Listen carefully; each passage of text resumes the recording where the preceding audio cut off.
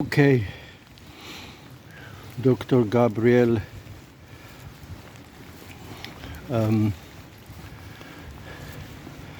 Medicine Show, 3rd January 2023.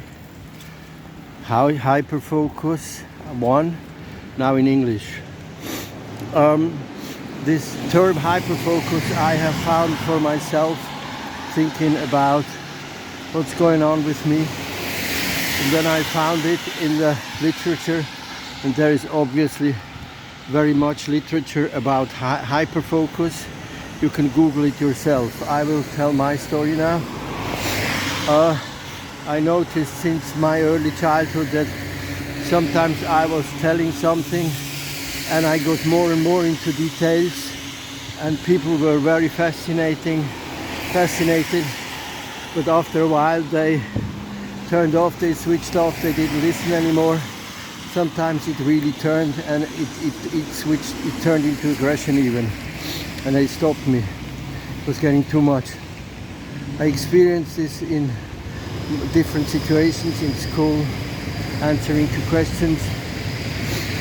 When I tried to study medicine, and I said in the third time I was there in physics, I said about the laws of Newton, and the whole auditorium was silent, and everybody was listening to me, and there was an awkward silence. And then the professor said, come to me afterwards, and I went to him, and he said, well, you may be right, but it works. And then later in theater improvisation, where people were fascinated, and then they were turned off, or they were even disgusted, and so on and on, again and again. Even in the recent past it happens. People are fascinated by what I say or what I do, and then after a while it's getting too much for them and they turn off.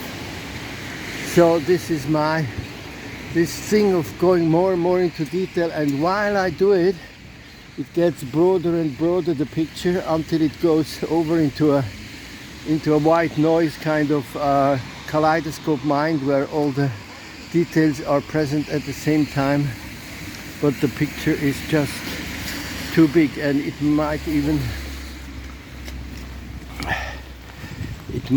switch between hyperfocus and kaleidoscope mind. So now I have to be careful that I don't lose it, and I focus on the bicycle again.